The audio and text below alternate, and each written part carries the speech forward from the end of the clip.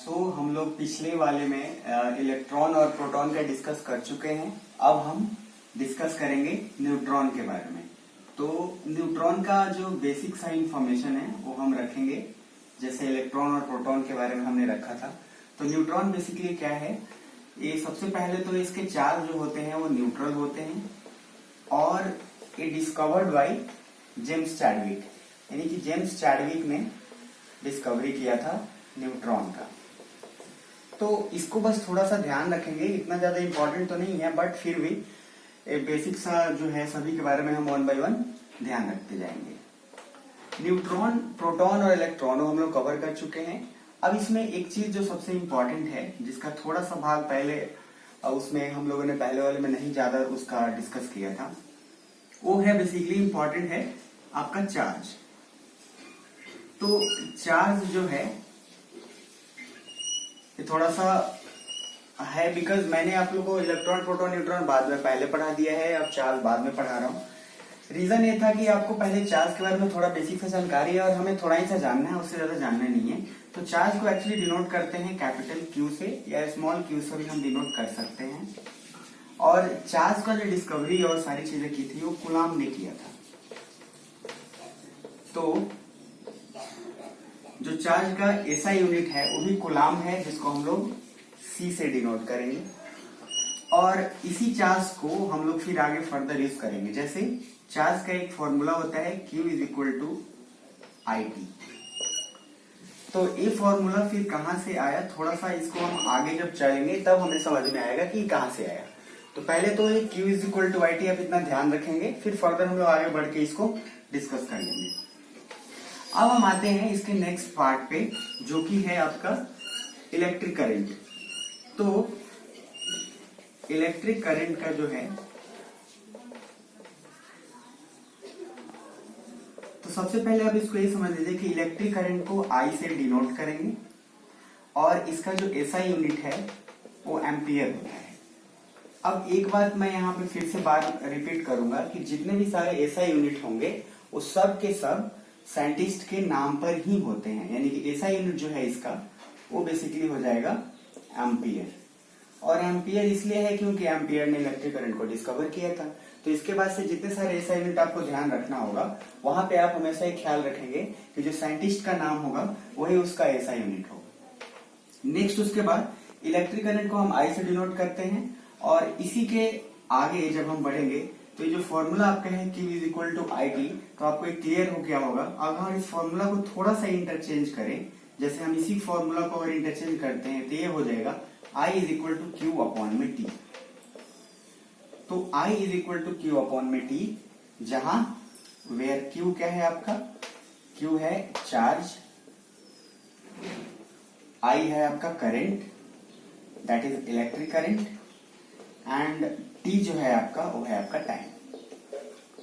तो एक फॉर्मूला निकल के आया इलेक्ट्रिक करंट का, I is equal to Q upon T, मतलब जो फ्लो ऑफ चार्ज होगा पर सेकेंड उसी को हम लोग बोलते हैं इलेक्ट्रिक करंट। जो भी चार्ज फ्लो हो रहा है तो कितने पर सेकेंड में फ्लो हो रहा है, कितना हो रहा है, तो हम इलेक्ट्रिक करंट को यहाँ से डिफाइन कर सकते हैं। तो हमने जो शुरुआत में लिखा था फ्लो ऑफ इलेक्ट्रॉन या flow of charge is called electric current, तो यहाँ से भी इस फॉर्मूले से भी वो प्रूफ हो रहा है। तो हम अब पता कर चुके हैं इलेक्ट्रिक करंट के बारे में, न्यूट्रॉन, प्रोटॉन और इलेक्ट्रॉन के बारे में। अब थोड़ा सा हम नेक्स्ट पार्ट पे आएंगे और वो बहुत इंपॉर्टेंट पार्ट है। जो आपका नेक्स्ट पार्ट है वो है आपका इलेक्ट्रिक पोटेंशियल।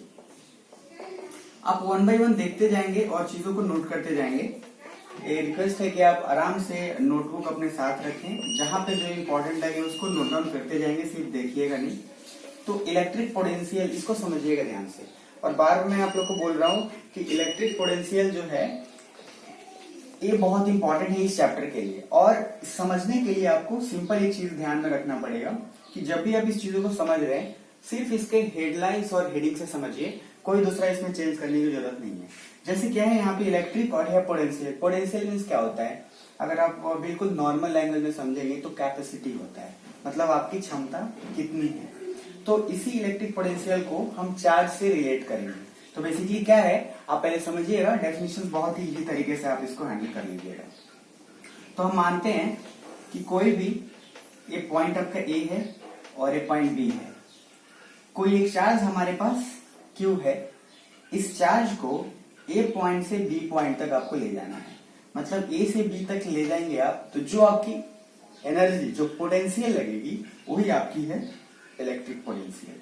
मतलब आप क्या लिख सकते हैं, the potential which is required, और सिंपल लैंग्वेज में आप बिल्कुल याद रखेंगे, रट्टे मारने की बिल्कुल भी जरूरत नहीं है। The potential which is required to move the charge from one point to another.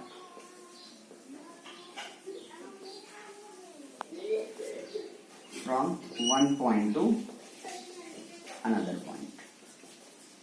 तो बेसिकली क्या समझे इलेक्ट्रिक पोटेंशियल का मीनिंग, कि कोई भी पोटेंशियल जो रिक्वायर है जिससे कि चार्ज एक पॉइंट से दूसरे पॉइंट पे चला जाए, वो आपका इलेक्ट्रिक पोटेंशियल होगा।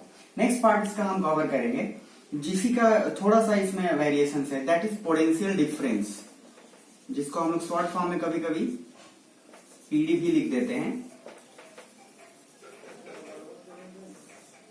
अब ये आपका है पोटेंशियल डिफरेंस। तो पोटेंशियल डिफरेंस देखिए, बार बार मैं बोल रहा हूँ, टॉपिक पे बिल्कुल फोकस करिए। टॉपिक के अलावा आपको किसी और चीज पे रट्टा मारने की बिल्कुल जरूरत नहीं है। यहाँ पे एक टर्म है, देखिए डिफरेंस। पोटेंशियल का मीनिंग आपको पता चल गया है। यहाँ पे है डिफरेंस। डिफरेंस मतलब क्या होता है, किसी भी दो चीज के बीच का जो आपका गैप है, कितना गैप है, दैट इज कॉल्ड डिफरेंस। तो इसको हम समझेंगे यहाँ पे। तो इसको एग्जाम्पल से समझते हैं। मान लीजिए यहाँ पे चार्ज है Q1 और यहाँ पे है Q2।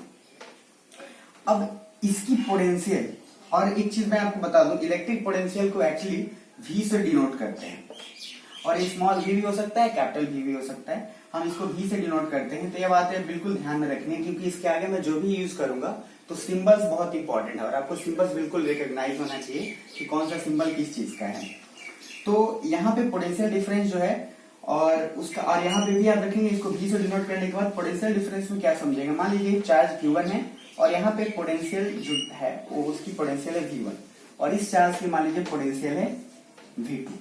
तो इन दोनों के बीच का जो गैप है, that is V1 minus V2, यानी कि difference between the two potential is called potential difference. तो सिंपल लैंग्वेज में आप क्या याद रख सकते हैं, the difference between two potential is called potential difference. तो आप नॉर्मल आराम से इसको खुद भी लिख सकते हैं, the difference between two potential is called potential difference. Simple आप याद रखेंगे, कोई इसमें ज्यादा चीज नहीं करेंगे। हम इसके फिर नेक्स्ट पार्ट पे भी आते हैं, आप इसको तब तक थोड़ा नोट डाउन करेंगे